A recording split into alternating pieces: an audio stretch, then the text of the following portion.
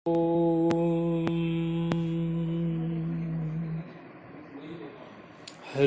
ओम्।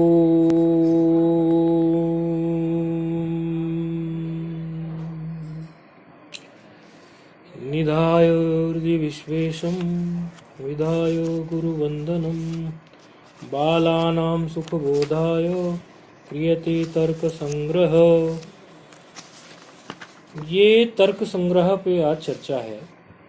निधाय हृदि विश्वेशं विधाय गुरुवन्दनं बालानां सुखबोधाय क्रियते तर्क संग्रह। देखिए, न्याय और वैशेषिक का ये समुच्चय ग्रंथ है। न्याय और वैशेषिक के ये हमारे जो आस्तिक दर्शन है, एक नास्तिक दर्शन की कोटि में उसको रखा जाता है जो वेद को नहीं मानते हैं, और आस्तिक दर्शन की कोटि में उसको रखा जाता है जो वेद को मानते हैं। तो ये जो हमारे नास्तिक दर्शन हैं उनकी तरफ तो हमारा ध्यान नहीं है, जैन बौद्ध और अपना जैन बौद्ध और चारवाक। लेकिन आस्तिक दर्शन जो हैं हमारे, न्याय, वैशेषिक, योग, सांख्य, पूर्व मीमांसा, उत्तर मीमांसा।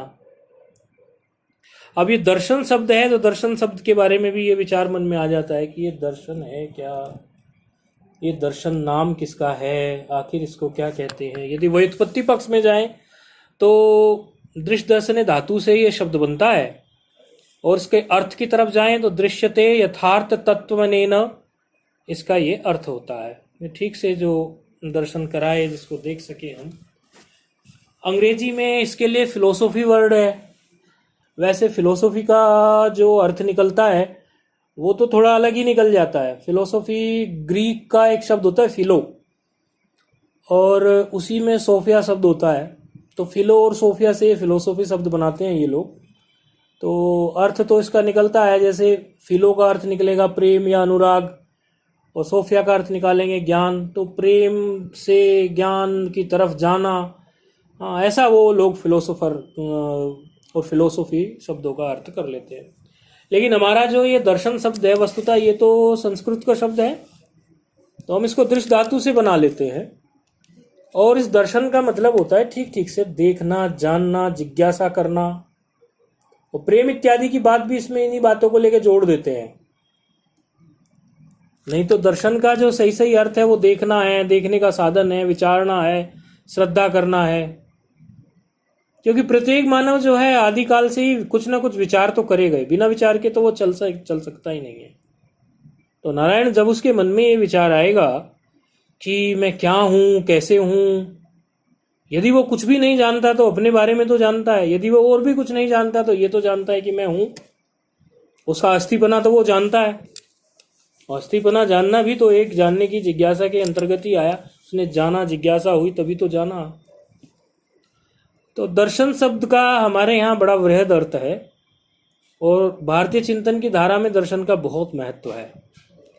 तो उसी को रखते हुए हमारे दर्शन की कोटि में षड दर्शन रखे गए, 6 दर्शन शास्त्र, जिसमें न्याय, वैशेषिक, योग, सांख्य, पूर्व मीमांसा, उत्तर मीमांसा रखे गए। और न्याय और वैशेषिक जिस प्रकार बोलते हैं, योग और सांख्य जो इस प्रकार बोलते हैं, तो उसका बोलने का कारण ये है कि न्याय में और वैशेषिक में काफी समानता है, उसके कारण इनको एक साथ न्याय और वैशेषिक बोल देते हैं। योग में और सांख्य में काफी समानता है, उसके कारण योग सांख्य को एक साथ बोल देते हैं। लेकिन पूर्व मीमांसा उत्तर मीमांसा को एक साथ नहीं बोलेंगे, क्योंकि पूर्व मीमांसा एकदम अलग और उत्तर मीमांसा एकदम, इनमें कोई समानता नहीं है, बहुत कम समानता, मतलब लगभग सी है ही नहीं। पूर्व मीमांसा कर्मकांड से संबंधित है, और उत्तर मीमांसा जिसको वेदांत भी कहते हैं वो है। अब ये न्याय शब्द यहां लेके आए कि न्याय और वैशेषिक का मिलता है, तो न्याय शब्द आ गया यहां पर। न्याय और वैशेषिक 2 दर्शन शास्त्र हैं, और दोनों दर्शन शास्त्रों को मिलाकर एक तर्क संग्रह नामक ये शास्त्र रचा गया अन्नम भट्ट जी के द्वारा। क्योंकि न्याय दर्शन में जो थे वो 16 पदार्थ थे, 16 पदार्थ, और चत्वारी प्रमाणानि, 4 प्रमाण थे। और वैशेषिक दर्शन में 7 पदार्थ हैं और 2 प्रमाण हैं। तो न्याय दर्शन के 16 पदार्थ और वैशेषिक दर्शन के 7 पदार्थ, इन दोनों को रखकर एक ग्रंथ रचा गया जिसका नाम पड़ा तर्क संग्रह। उस तर्क संग्रह शास्त्र में केवल 4 प्रमाण ले लिए गए और 7 पदार्थ ले लिए गए। 16 पदार्थ जो हमारे न्याय में थे और 7 पदार्थ जो हमारे वैशेषिक में थे, वो 16 और 7 को केवल 7 पदार्थों में तर्क संग्रह में रख लिया गया। ये 90 आजकल जो 90 न्याय है या वैशेषिक के उन शास्त्रों में इसको गिनते हैं। और न्याय को पढ़ना बड़ा कठिन ना पड़ जाए, चिंतामणि टीका आदि जो है वो कठिन ना पड़ जाए, इसीलिए ये शास्त्र को आगे रखा गया। तर्क संग्रह को जितनी जरूरत है उतना इसमें से मिल जाता है।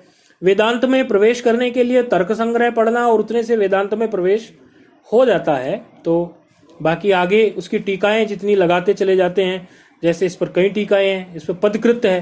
तो पदकृत किसको कहते हैं? पदम पदम प्रतिकृतम, ऐसा है ना, पदम पदम प्रतिकृत मतलब पद पद के पृथक पृथक, पद पद को पृथक पृथक ज्ञान कराना, उसका पृथक पृथक प्रत्येक पद का ज्ञान कराना, उसको पदकृत्य कहते हैं।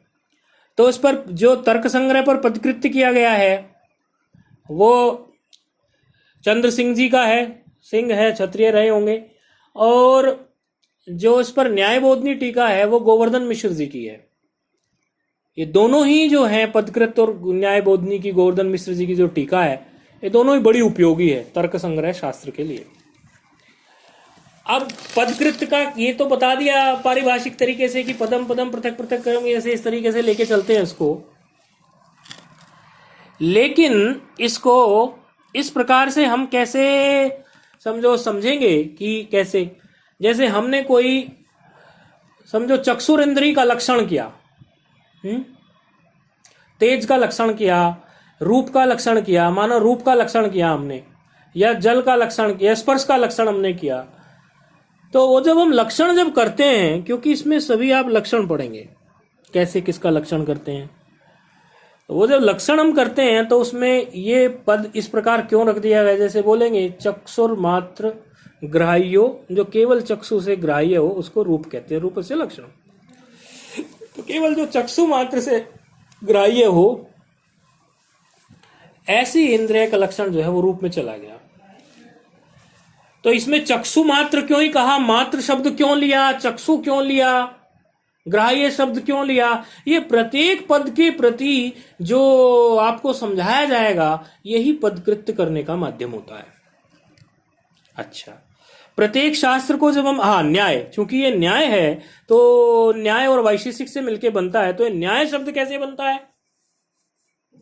तो नी उपसर्ग आपने पढ़ा होगा, जो भी विद्यार्थी इसके पहले लघु सिद्धांत कौमुदी शास्त्र पढ़ चुके हैं वो इस बात को जानते ही हैं कि 22 उपसर्ग होते हैं और क्रिया योग में उन 22 की उपसर्ग संज्ञा होती है, उपसर्गा क्रिया योग सूत्र से।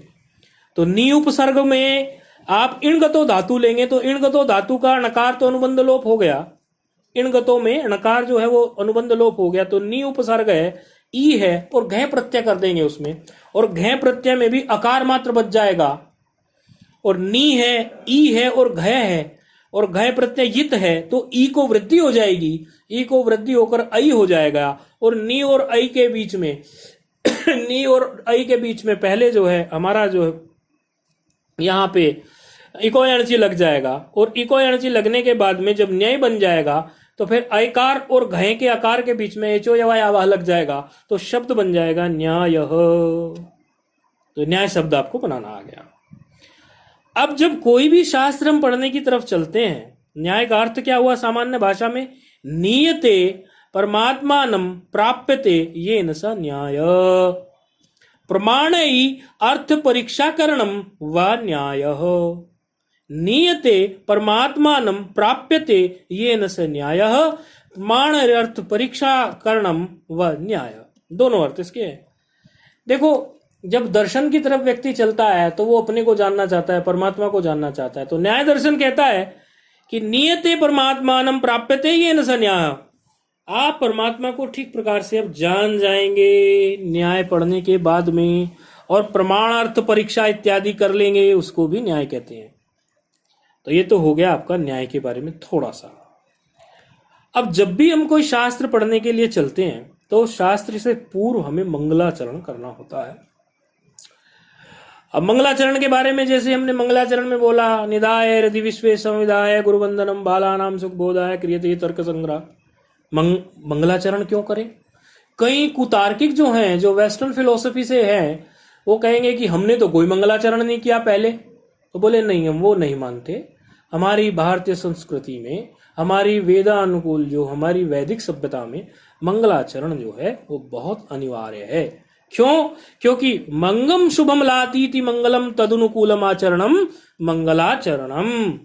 जो मंगल को ले आए ऐसा अनुकूल आचरण ही मंगलाचरण कहा जाता है। अच्छा, मंगलाचरण कितने प्रकार का है? मंगलाचरण कितने प्रकार का है? तो वो 3 प्रकार का। तच्चित्रिविदम, कैसा? नमस्कारात्मक मंगलाचरण है, वस्तु निर्देशात्मक मंगलाचरण है, आशीर्वादात्मक मंगलाचरण है। नमस्कार कर रहे हैं, वस्तु निर्देश कर रहे हैं, या आशीर्वाद स्वरूप हम मंगलाचरण कर रहे हैं। तो ये 3 प्रकार के मंगलाचरण जो हैं। अच्छा, इसमें भी प्राचीन न्यायिकों का और समझो नव्य न्यायिकों का अलग अलग मत है। प्राचीन न्यायिक जो हैं वो मंगलाचरण के बारे में क्या बोलते हैं? समाप्ति कामो मंगलाचरित। और नव्य न्यायिक क्या बोलते हैं? विघ्न ध्वंस कामो मंगलाचरित। दोनों का अलग अलग मत है। कुछ भी हो, लेकिन मंगलाचरण को तो दोनों ने स्वीकार ही लिया है अर्थात मंगलाचरण तो करना ही है। अच्छा, कोई भी शास्त्र जब हम पढ़ने चलते हैं, किसी भी शास्त्र का जब हम अध्ययन करते हैं, तो उस शास्त्र में क्या चीजें होती हैं जो हम शास्त्र करते हैं? एक संबंध होता है, एक उसका अधिकारी होता है, एक उसका विषय होता है, और एक उसका प्रयोजन होता है। ये 4 चीज होती हैं। श्लोक क्या है? संबंधश्च अधिकारी च विषयश्च प्रयोजनम विना अनुबंधम ग्रंथादौ मंगलम नैव शस्यते। क्या कहते हैं? बोले ये जो संबंध है, अधिकारी है, विषय है, प्रयोजन है, ये चीजें इसमें होती हैं, और विना अनुबंधम ग्रंथादौ, अनुबंध के बिना ग्रंथ को लेके चलोगे तो मंगल नहीं होगा। बोले ये अनुबंध क्या होता है महाराज? आपने तो एक शब्द से दूसरा निकाल रहे हैं। नारायण, एक पद से दूसरा पद, दूसरे पद से कुछ और लक्षण, तीसरा लक्षण, चौथा लक्षण। तो चिंता न करें, प्रत्येक जो लक्षण आ रहे हैं वो हम बताते चलेंगे। तो अनुबंध किसको कहते हैं? कहले ग्रंथाध्ययन प्रवृत्ति प्रयोजक ज्ञानानुकूल विषयत्वम अनुबंधत्वम। धीरे धीरे बुद्धि में बैठना शुरू हो जाएगा। अभी तो आप श्रवण करेंगे, जिसको समझ में नहीं भी आएगा वो भी श्रवण करेगा, और बार बार श्रवण करने से बुद्धि में बैठने लगेगा। क्या, किसको कहते हैं अनुबंध? कहते हैं ग्रंथाध्ययन प्रवृत्ति प्रयोजक ज्ञान अनुकूल विषयत्वम अनुबंधत्वम। तो ये अनुबंध का लक्षण हो गया। तो इस प्रकार जो है, और देखिए ये शास्त्र का मंगलाचरण जब हम करके आगे बढ़ेंगे तो मंगलाचरण में क्या आया है, उस मंगलाचरण के बारे में थोड़ा सा विचार करेंगे, मंगलाचरण के बारे में थोड़ा सा सोचेंगे कि ये मंगलाचरण है क्या वास्तव में। तो मंगलाचरण में इन्होंने बोला है दाय विश्वेशम दाय गुरु वंदनम। तो निधाय हृदि विश्वेशम विधाय गुरु वंदनम सामान्य भाषा में, एकदम सामान्य भाषा में, तो इसका अर्थ क्या होगा कि विश्वेश कौन है? इस विश्व का ईश्वर कौन है? परमात्मा है।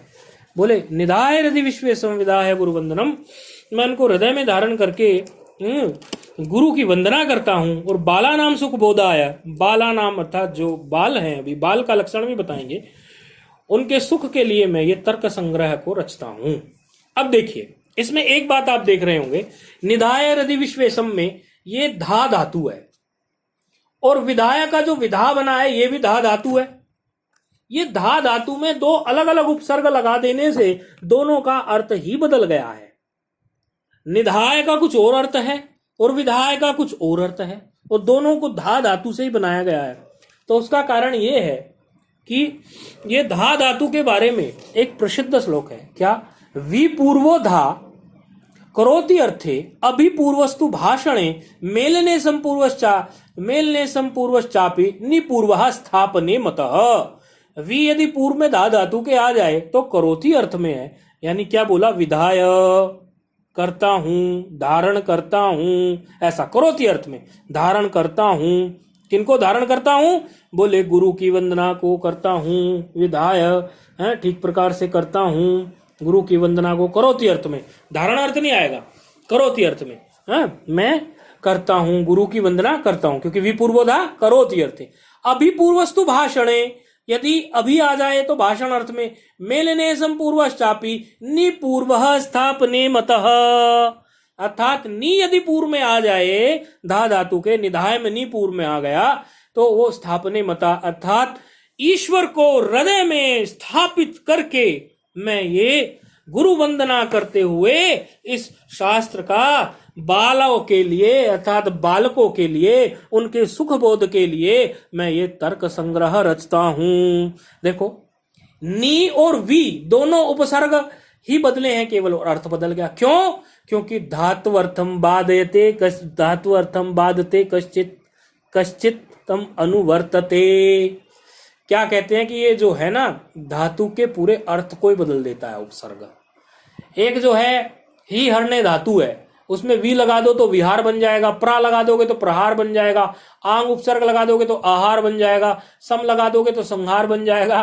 धातु तो केवल वो ही हरने ही है, लेकिन अलग अलग उपसर्ग लगाने से उसके अर्थ अलग अलग निकल जाते हैं, क्योंकि व्याकरण का सिद्धांत है धात्वर्थम बाधते कश्चित कश्चितम अनुवर्तते। तो ये इसमें निधाय और विधाय शब्द जो हैं ये नी उपसर्ग और वी उपसर्ग के बदल जाने मात्र से ही इनका अर्थ अलग निकल गया। निधाय मतलब मैं हृदय में धारण करता हूं, स्थापित करता हूं, स्थापित करता हूं। इसमें जब हम इसकी टीका भी देखेंगे तो विश्वेशम का क्या मतलब है? बोले क्या है? बोले जगत कर्तारम। कौन है? श्री शाम्ब मूर्ति। हृदय मतलब क्या? मनसी, मन में। निधाय का मतलब क्या? बोले नितराम धार्यित्वा। हाँ, नितराम धार्यित्वा, हाँ, नितराम सुतराम धार्यित्वा, धारण करके। गुरु वंदनम च विधाय, गुरु वंदनम च विधाय, मैं गुरु वंदन करता हूं। अच्छा, और बाल, बोले बाल की बात क्या कही आपने? ये बालक का क्या मतलब है? आप हमें बालक कह रहे हैं, हम न्याय पढ़ रहे हैं तो हम क्या बालक हैं? आपने हमें क्या दूध पीता बच्चा समझा है या 6-8 वर्ष का बालक समझा है? आप हमें बालक क्यों कहते हैं? बोले बालक का लक्षण आप समझ लीजिए। बालक कौन है? बालक होता है, हमारी दर्शन शास्त्र की भाषा में बालक कौन है? यदि अभी हम न्याय की भाषा में बालक का लक्षण करेंगे तो क्या होगा? अधीत व्याकरण काव्य कोशो अनधीत न्याय शास्त्रो बालह। मतलब क्या है? जो व्याकरण काव्य कोश को अच्छे से जानता हो लेकिन न्याय शास्त्र को ना जानता हो उसको बालक कहेंगे। जैसे कोई ड्राइविंग जानता हो तो ड्राइविंग में वो एक्सपर्ट है, प्रौढ़ है, लेकिन कुकिंग में वो बालक है। तो इस प्रकार जो है ये बालक का लक्षण यहाँ पर हो जाएगा। तो बालक आप ये नहीं समझना कि दूध पीने वाला बालक है। अब यदि इसमें हम पदकृत्य करने की कोशिश करेंगे, थोड़ा बुद्धि को थोड़ा थोड़ा एक स्तर आगे लेके चलेंगे, घबराएंगे नहीं आप लोग बिल्कुल भी, धीरे धीरे बात बढ़ती चलेगी। कोशिश करेंगे हम उसको बार बार, एक ही बात को बार बार हम रिपीट करेंगे ताकि आपकी बुद्धि में वो बैठनी शुरू हो जाए। तो बोलेंगे कि ये जो आपने इसमें कहा कि निधाय हृदय विश्वेशम, ये जो इस प्रकार का आपने इसमें मंगलाचरण जो रचा, बोले अपदकृत। पदकृत का मतलब क्या होता है कि ये पद ही क्यों आया, ऐसा पद ही क्यों आया, ऐसा पद ही क्यों आया। तो कहने लगे कि ये जो आपने इस प्रकार के ये पदों को रखा है इसमें, इसको यही इसी प्रकार से पदों को रखने का कोई विशेष कारण है क्या? ये जो आपने यहाँ पर अनधीत धीत ये इस प्रकार से जो आपने रखा है, इनको रखने का कोई विशेष कारण है तो हमें बताइए आप, हम उस कारण को समझना पसंद करेंगे। क्या कारण है इस प्रकार के पदों को आपको रखने के लिए? तो कहने लगे देखिए जी, हमने जो आपको ये कहा कि अधीत व्याकरण काव्य कोश, ये बाल का जो हमने लक्षण किया और बाल के लक्षण को इस प्रकार जो हमने किया हुआ है, तो इसमें हमारे सामने जो है कोई दोष उत्पन्न ना हो जाए। और बाल के लक्षण की चर्चा हो रही है, जो हमने बाल इसमें रखा है उसी के लक्षण की चर्चा हो रही है कि ये जो आप कह रहे हैं कि अधीत व्याकरण काव्य कोश है, ये इस प्रकार की जो बात कह रहे हैं आप, इसका क्या कारण है? या आपने ऐसा ही क्यों लक्षण बनाया? बोले यदि हम ऐसे नहीं कहते कि ये जो हमने कहा है कि अधीत व्याकरण काव्य कोशो बालः, ऐसा हमने, और अनधीत न्याय, इसमें से हम यदि ये अनधीत न्याय हटा दें, अनधीत न्याय हटा दें और केवल इतना सा लक्षण रख लें, थोड़ा सा ऐसी थोड़ा प्रवेश करा रहे, घबराना नहीं। हाँ, अधीत व्याकरण काव्य कोशो अनधीत न्याय शास्त्रो बालः, ये जो हमने लक्षण किया, ये पदकृत्य की थोड़ी शैली आपके बुद्धि में प्रवेश करा रहे। अधीत व्याकरण काव्य कोशो अनधीत न्याय शास्त्रो बालः का जो आपने लक्षण किया कि वो व्याकरण काव्य कोश को जानने वाला हो और अनधीत न्याय शास्त्रों, न्याय शास्त्र के न जानने वाला हो, उसको बाल कहेंगे, बालक कहेंगे। आप इतना भी तो कह सकते थे केवल, क्या बोले, अधीत व्याकरण काव्य कोशो बालः, जो व्याकरण और काव्य कोश को जानता हो उसको बालक कहेंगे। तो ये तो लक्षण में अतिव्याप्ति हो गई, 3 दोष होते हैं, तो उसमें जो है अतिव्याप्ति हो सकती है। तो अतिव्याप्ति मतलब जो लक्षण जहां नहीं जाना चाहिए वो लक्षण वहां भी चला गया। ये दोष भी आपको पढ़ाएंगे, अतिव्याप्ति दोष कैसे होता है, किस प्रकार ये अतिव्याप्ति कहलाता है, ये सारे लक्षण आपको पढ़ाए जाएंगे। तो अभी तो केवल श्रवण करो, समझने की कोशिश करो, अर्थात जो लक्षण जहां नहीं जाना चाहिए वो लक्षण वहां यदि चली जाए तो उसको अतिव्याप्ति दोष कहते हैं। जैसे कोई कहने लगे कि गाय का लक्षण क्या है, बोले गाय का लक्षण ये है कि गाय को चार पैर होते हैं। तो ये लक्षण तो फिर बैल में भी चला गया, भैंसे में भी चला गया, भैंस में भी चला गया, अतिव्याप्ति हो गई, ये कोई लक्षण ठीक नहीं बना। तो इस प्रकार लक्षण में अतिव्याप्ति आ गई। तो यही जो हम कह रहे हैं कि अधीत व्याकरण काव्य कोशो अनधीत न्याय शास्त्रो बालः, तो इसमें यदि हम केवल इतना कहते अधीत व्याकरण काव्य कोशो बालः, इतना कह के छोड़ देते, तो व्याकरण काव्य कोश को जानने वाले तो बहुत लोग हैं, तो क्या वो सब बालक हो गए? व्यास आदि, वशिष्ठ, विश्वामित्र, वो सब जानते व्याकरण काव्य कोश को, तो वो सब विद्वान भी बालक ही कहलाएंगे। इसीलिए लक्षण बनाते समय हमने क्या कहा, अधीत व्याकरण काव्य कोशो अनधीत न्याय शास्त्रो बालः। फिर पूर्व पक्षी ने प्रश्न खड़ा कर दिया, चलो इतना सा ही बना लेते, अनधीत न्याय शास्त्र, जो न्याय शास्त्र को ना जानता हो उसको हम बालक कह देंगे, इतना आप लक्षण बना लेते।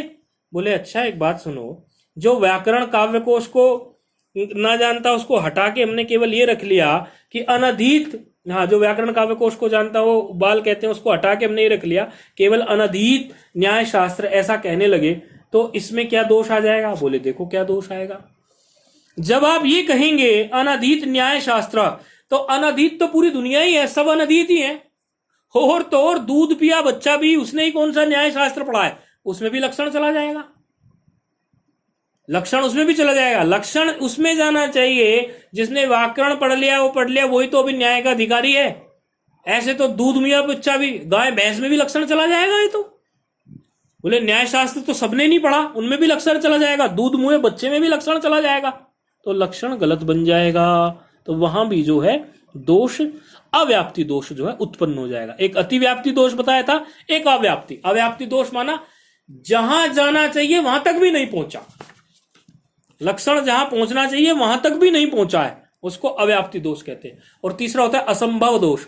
असंभव दोष का मतलब कि जो मतलब ही नहीं है, वहां जाना ही नहीं, मतलब ही नहीं है उसका, उसको असंभव दोष कहते हैं। ये सब डिटेल में आगे आएगा, तो अभी आप इसकी चिंता नहीं करना। तो सामान्य आपको बताने के लिए इन सब चीजों को सामने रखा है।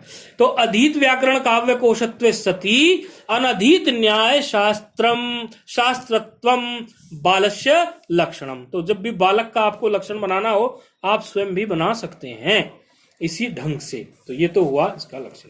अच्छा जी, तो अब जो है न्याय शास्त्र की का और इसका जो समझो अभी तर्क संग्रह की जो हमने बात की, ये तर्क संग्रह न्याय और हमारा वैशेषिक दोनों को मिलाकर ये तर्क संग्रह जो है गढ़ा है। इसमें है क्या, इसमें इन्होंने बहुत ज्यादा डिटेल में नहीं लेके चल रहे हैं, टीकाएं जैसे चलती चलेंगी तो आप बहुत ज्यादा डिटेल में चलते चले जाएंगे।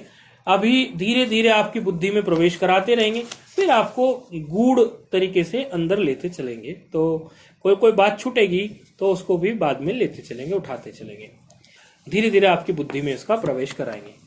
तो यहां पर क्या कहा है, बोले देखो ये जो जीव की, जगत की ये सब बातें जो हैं, और जो जिज्ञासा जो करता है व्यक्ति, वो जानना चाहता है कि ये सब है क्या।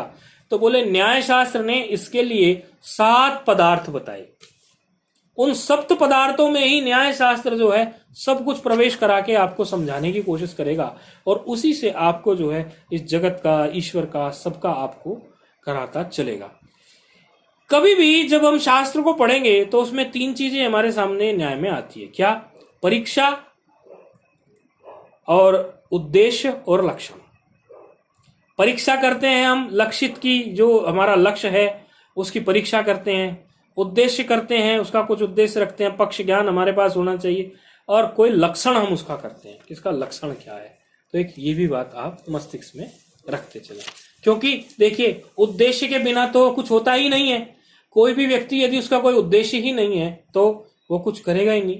तो उद्देश्य के लिए और लक्षण भी घटाना पड़ेगा और उसकी परीक्षा भी करनी पड़ेगी, क्योंकि उद्देश्य की क्या बात है कि प्रयोजनम उद्देश्य मंदोपि न प्रवर्तते।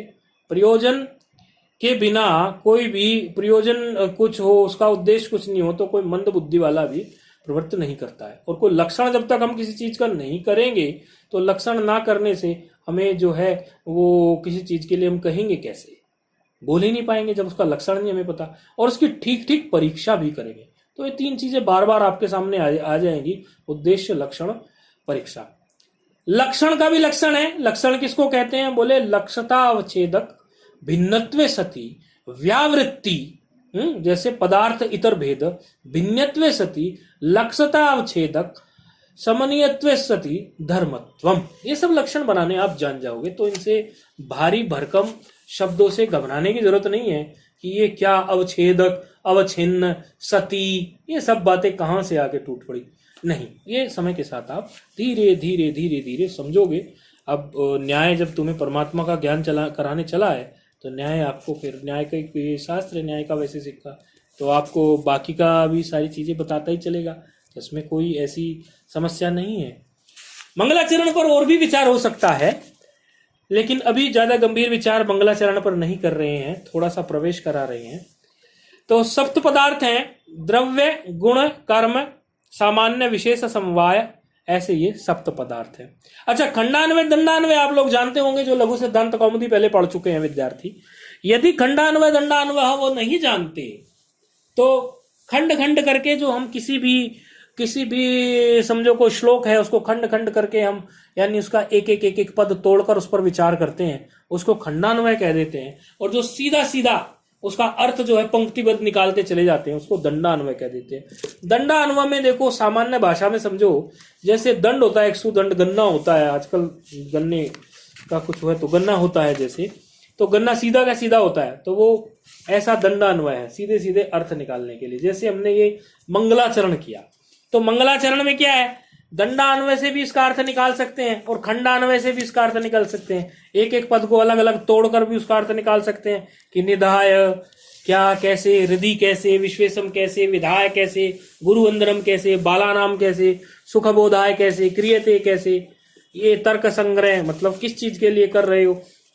इस प्रकार प्रत्येक पद के प्रति जब आप प्रश्न खड़े करते चले जाएंगे तो उसको बोलेंगे खंडान्वय। और दंडा, जैसे आप प्राय देखते होंगे शांकर भाष्य को, एक श्लोक होगा भगवत गीता पर और उस श्लोक पर शांकर भाष्य देखेंगे तो वो एक एक पद को बताते चले जाते हो, खंडान्वय शैली है। और दंडान्वय सीधे सीधे पूरी की पूरी पंक्ति के बारे में विचार कर देते हैं, ये तो खंडान्वय दंडान्वय होता है। और अन्वय का लक्षण भी आप समझते हैं, जानते होंगे, नहीं जानते होंगे तो इसका कोई कठिन नहीं है। आप पद्यस्य गद्य करणम, ये अन्वय का लक्षण है। पद को हम गद्य बना देते हैं। पद क्या, श्लोक क्या होते हैं, ये पद ही होते हैं ना, श्लोक क्या, कविता ही तो है, एक पद ही तो है, तो उसको हम गद्य के रूप दे देते हैं, तो उसी को अन्वय कह देते हैं, पद्यस्य गद्य करणम। और बीच बीच में कुछ कुछ चीज नहीं आती जाएगी तो उसका लक्षण बताते जाएंगे, और विद्यार्थी उसको अपनी डायरी में, अपनी नोटबुक में, जैसे भी जहां है उसको नोट करते जाएंगे, तो उस हिसाब से ये देखेंगे। तो उद्देश्य लक्षण परीक्षा में हमने आपको बताया, लक्षण का लक्षण बताया। लक्षण से लक्षणम क्या है, बोले लक्षतावच्छेदक भिन्नत्वे सति व्यावृत्ति पदार्थितर भेद भिन्नत्वे सति लक्षतावच्छेदक समन्वयत्वे सति धर्मत्व। उद्देश्य का लक्षण क्या करेंगे, बोले पर इसका तो कर दिया आपने, लक्षण का लक्षण, और उद्देश्य का क्या करेंगे? बोले उद्देश्य का करेंगे अंतःकरण परिणाम विशेषो उद्देश्य। अंतःकरण का जो परिणाम विशेष है उसी को क्या कहेंगे? उद्देश्य कहेंगे। बोले आप बार बार महाराज पदार्थ की बात कर रहे हैं, तो चलते चलते पदार्थ का भी लक्षण कर दीजिए। तो क्या कहते हैं पदार्थ का लक्षण? बोले पदजन्य प्रतीति विषयत्वम पदार्थत्वम। पदजन्य प्रतीति विषयत्वम पदार्थत्वम।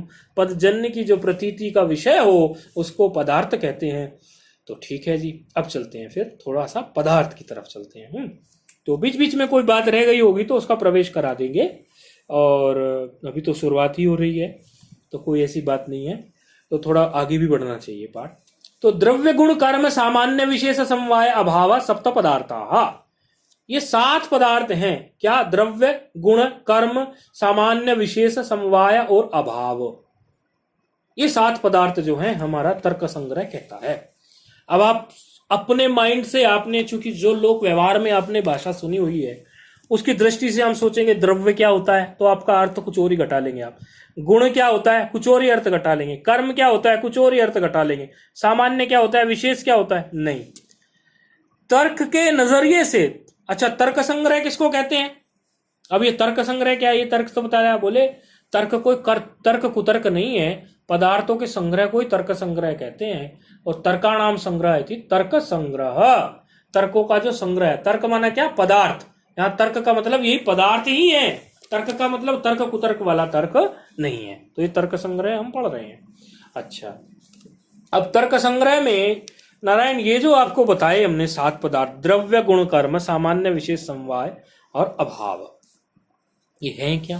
बोले ये द्रव्य क्या है, गुण क्या है, कर्म क्या है, ये सब क्या चीज हैं? तो इनको थोड़ा सा इनकी तरफ ध्यान देंगे कि द्रव्य क्या है, गुण क्या है, कर्म क्या है, सामान्य क्या है, विशेष क्या है, समवाय क्या है, अभाव क्या है। तो आप ऐसे समझो ये पदार्थ है, ये पदार्थ है। ये 7 ऐसी चीजें हैं जिसके अंदर आप पूरे जगत को समा लेंगे, सब कुछ आ जाएगा इसमें। और अलग अलग इनकी जो है परिभाषा, यदि सरल भाषा में आप कहें तो जो भी अभी आगे आपके सामने द्रव्य का लक्षण भी आएगा तो उसमें भी आपको ये बताया जाएगा कि द्रव्य क्या है। फिर गुण आएगा, फिर गुण का लक्षण बताया जाएगा, फिर कर्म का, फिर सामान्य का, फिर विशेष का, फिर समवाय का, और फिर अभाव का। इस प्रकार से आपके सामने सभी के सभी जो हैं आते चले जाएंगे। तो इसमें घबराने की कोई बात नहीं है। अच्छा, पद जो होता है वो पद सामान्य रूप से वैसे भी 4 प्रकार का होता है। या तो वो द्रव्यवाचक होगा पद, या कोई गुणवाचक होगा। द्रव्य माने आप मोटी भाषा में समझो, जो भी वस्तुएं होती हैं सब द्रव्य हैं, ये आप ऐसे समझो मोटी भाषा में। तो द्रव्यवाचक होगा या गुणवाचक होगा। किसी भी द्रव्य में कुछ गुण होते हैं। कोई द्रव्य है आपके सामने तो उसके कुछ गुण भी होंगे ना, उसको पहचानोगे कैसे? कोई उसका गुण तो होना चाहिए, तभी तो आप उसको पहचानोगे। अच्छा, तो या तो द्रव्यवाचक हो सकता है कोई भी पद, जो भी हम पद प्रयोग में लाते हैं अपने संस्कृत जगत में, या कैसे भी पद होता है, या तो वो द्रव्यवाचक होगा, यानी किसी द्रव्य को कहेगा कि ये द्रव्य है, उस पद का कोई अर्थ निकलेगा। या वो किसी गुण के बारे में कहेगा, गुणवाचक होगा। या वो कोई क्रियावाचक होगा, कोई क्रिया होगी उस पद में। या वो जातिवाचक होगा। इस प्रकार जो है ये 4 ही चीजें पद की हो सकती हैं, इससे भिन्न कुछ और निकल के नहीं आएंगे। और अभी जो हम पदार्थ पढ़ रहे हैं, द्रव्य गुण कर्म सामान्य विशेष, ये सब जो चीजें हैं, ये इनमें जो पदार्थ हैं, जैसे द्रव्य गुण कर्म सामान्य, ये 4 तो स्वतः सिद्ध हैं। फिर नित्य द्रव्य जो हैं उनमें वो भेद बता रहे हैं, क्योंकि द्रव्य भी उन्होंने नित्य अनित्य ऐसे करते चले जाएंगे, तो फिर उनमें वो भेद बता देते हैं कि विशेष पदार्थ भी है हमारे सामने, सामान्य भी है। इस प्रकार का भेद करते हुए वो चले जाएंगे। अब ये द्रव्य जो हैं, गुण जो हैं, कर्म जो हैं, सामान्य जो है, विशेष जो है, इनमें प्रत्येक एक को लेते चलेंगे। तो सर्वप्रथम द्रव्य को लेके चलते हैं कि ये द्रव्य क्या है। ठीक है, पहली पंक्ति आई हमारी क्या? द्रव्य गुण कर्म सामान्य विशेष समवाय अभाव सप्त पदार्थाः। अब इसमें द्रव्य क्या है? कहते हैं तत्र द्रव्याणि पृथ्वी तेजो वायव आकाश काल दिगात्मा मनांसी नवैव। कहते हैं तत्र माने क्या? तत्र माना तेषु, मतलब उनमें, किनमें? इन्हीं सब पदार्थों में। इन सप्त पदार्थों की बात कही। इनमें द्रव्य जो हैं वो कौन कितने होते हैं? बोले 9 होते हैं जी। 9 कौन से होते हैं? एक पृथ्वी भी एक द्रव्य है, जल भी एक द्रव्य है, तेज भी एक द्रव्य है, वायु भी एक द्रव्य है, आकाश भी एक द्रव्य है, काल भी एक द्रव्य है, दिक्, आत्मा और मन, ये सब द्रव्य ही हैं और 9 द्रव्य हैं जी, ऐसा कह रहे हैं। 7 पदार्थों में सबसे पहला पदार्थ क्या है? द्रव्य। और अब उस द्रव्य के भेद बता रहे हैं। बोले उस द्रव्य में कितने कितने द्रव्य होते हैं? बोले द्रव्य होते हैं पृथ्वी, जल, तेज, वायु, आकाश, काल, दिक्, आत्मा और मन, ये 9 ही द्रव्य होते हैं। ना तो 9 से ज्यादा होते और ना 9 से कम होते। तो ऐसा नहीं समझ लेना कि कुछ और, बिल्कुल ऐसा ही समझना कि ना तो 9 से ज्यादा होते ना 9 से ये कम होते, ये 9 ही होते हैं। जैसे कोई पुष्प है वो एक द्रव्य है, ठीक है, कोई पुष्प है वो एक द्रव्य है और उसमें कोई रंग हो सकता है, रक्त है, पीत है, उसमें रूप हो सकता है, उसमें गंध हो सकती है, इस प्रकार है कि नहीं है? रक्त, पीत आदि रूप, रस, गंध ये सब हो सकते हैं। क्योंकि ऐसा कोई भी द्रव्य नहीं हो सकता जिसमें कोई गुण ही ना हो। कोई ना कोई गुण तो होगा, तभी तो उस द्रव्य को पहचानेंगे। कोई ना कोई उसके अंदर गुण होगा और गुण में उसके अंदर चाहे वो रूप हो, चाहे रस हो, चाहे गंध हो। अभी आप पढ़ेंगे गुण तो कोई रूप होगा, कोई रस होगा, कोई गंध होगा, तभी तो हम उस द्रव्य की पहचान करेंगे। जैसे ये द्रव्य हमने गिनाए आपको 9 तर्क संग्रह में, क्या गिनाए? बोले पृथ्वी है तो पृथ्वी का कोई रूप तो होगा, कोई पृथ्वी में रस तो होता होगा। अच्छा, रस नहीं होता होगा तो गंध तो होती होगी। मतलब कोई ना कोई गुण तो पृथ्वी में होगा। द्रव्यों में हमेशा गुण होते ही हैं, ध्यान रखना ये बात। गुण जो है वो द्रव्यों में ही होते हैं। गुण हमेशा समवाय संबंध से द्रव्य में ही रहता है। ये संबंध समवाय भारी भरकम ना लगे, बताएंगे ये संबंध भी। बस अभी इतना याद रखेंगे कि समवायेन गुणवत्वम क्रियावत्वम वा द्रव्यत्वम। समवायेन गुणवत्वम क्रियावत्वम व द्रवत्वम, ऐसा समवाय संबंध से ही ये रहता है। ये गुण जो रहता है द्रव्यों में, पृथ्वी में कोई रहेगा गुण, चाहे वो गुण रूप का हो, रस का हो, गंध का हो। जल में कोई रहेगा, जैसे जल में जल का स्पर्श भी होता है, जल का रूप भी होता है, जल का रस भी होता है। जैसे तेज है, तेज का रूप भी होता है, तेज का स्पर्श भी होता है। गंध तो तेज में नहीं होती, लेकिन रस भी नहीं होता तेज में, लेकिन तेज का रूप तो होता है कुछ, तेज का स्पर्श भी होता है, उष्ण स्पर्श होता है कि नहीं। इसी प्रकार वायु होती है, बोले वायु का भी स्पर्श होता है। चलो रूप नहीं दिखता तो स्पर्श तो होता है, वायु का स्पर्श करके देखते हैं। अच्छा, आकाश में, बोले ये आकाश में नहीं होता जी, आकाश भी बात मत करो आप। बोले काल दिक् आत्मा, बोले इनकी कहानी अलग है, इनकी कहानी भी आपके सामने लेके आएंगे। तो 7 पदार्थ हमने आपको बताए तर्क संग्रह में। हम 7 पदार्थों पर चर्चा करेंगे और इन 7 पदार्थों में फिर हम प्रत्येक पदार्थ को जब लेके चलेंगे तो उसमें द्रव्य को सर्वप्रथम चलेंगे। तो द्रव्य हमने कितने बताए? इसमें 9 द्रव्य हमने इसमें बताए। तो अभी तक आप इसको याद कर लें, कंठस्थ कर लें, ठीक से समझ लें कि 7 पदार्थ हैं। द्रव्य गुण कर्म सामान्य विशेष समवाय भावा सब पदार्थ, और द्रव्य सर्वप्रथम है और द्रव्य में ही गुण रहते हैं, द्रव्य में ही गुण रहते हैं। देखो ये गुण जो अग्रिम पर वो आएगा वो द्रव्य में ही गुण रहते हैं। और कैसे रहते हैं? समवाय संबंध से। जैसे संबंध 2 हो सकते हैं यहाँ पर, एक समवाय हो सकता है और एक संयोग हो सकता है। जैसे भूतल पर यदि घट है, घड़ा जो है वो जमीन पे रखा है, तो दोनों में संयोग संबंध है, संयोग से रखा है। और यदि तंतु में, तंतु होता है ना, तंतु जिससे मतलब छोटे छोटे तंतु से मिलके धागा और वो कपड़ा बनता है, पट, तो तंतु में जो पट है वो समवाय संबंध से रहता है। तो इस प्रकार जो है आपके दिमाग में ये जो न्याय की जो भाषा है वो धीरे धीरे बैठनी शुरू हो जाएगी। पहले दिन आपका दिमाग गर्म ना हो जाए, इसलिए अधिक नहीं ले रहे। ओम दाय विश्वेशम विदाय गुरुवंदनम बालानां सुबोधाय क्रियते तर्क संग्रह। ओम पूर्णमदः पूर्णमिदं पूर्णात् पूर्णमुदच्यते पूर्णस्य पूर्णमादाय पूर्णमेवावशिष्यते। ओम शांति शांति शांति।